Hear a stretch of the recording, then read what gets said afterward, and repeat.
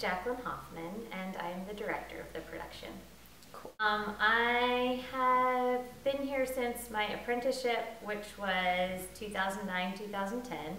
So what is that, like 6 years? And on and off, of course. I did that apprentice year and then have come back for shows probably once or twice a year since then. I work at Aurora Theater full-time. I'm the director of education there, and so I work with their ATCO and after-school programming and summer camp and all that fun stuff. And then I'm also a co-founder of the Weird Sisters Theater Project. So we generally produce theater during the summer, and I work on those projects. So I don't want to tell you too much about the word because that's part of his discovery is, figuring out what equivocation means and what it means to him and how he can use it. But I think the idea is based in truth and what is being honest or not being honest, when a white lie becomes more than that, when how you navigate the truth in difficult situations, and then of course how that's tied into politics and writing and art and how those things all start to connect as well. Bill Kane said that he chose that spelling because it's one of his favorite misspellings that happened over time and that he saw as his work was evolving. So he just kind of thought that it was a fun misspelling. We actually do Shag as the nickname and then Shakespeare as the pronunciation of his full name. So our interpretation is more that Shag came as a nickname off of Shakespeare. He actually sent me the script a year ago around this time, which is kind of crazy to think about. And the first time I read it, I was excited and also terrified because there are a lot of complicated things that happen within the show, and there are a lot of complex characters and just, I think, exciting theatrical happenings, but also challenging and things that I've never done before.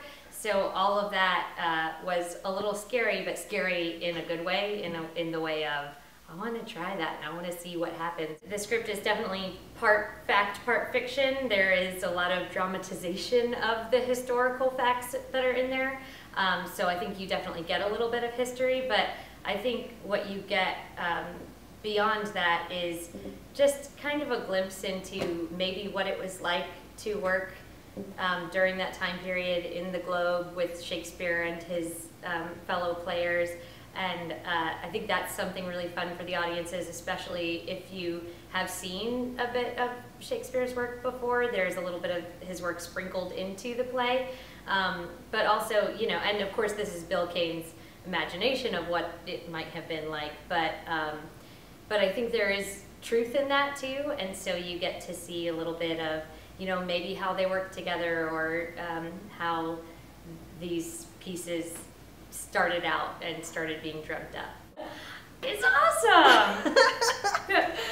It really is. I mean, it kind of puts together all of the things that I love. I also teach a lot.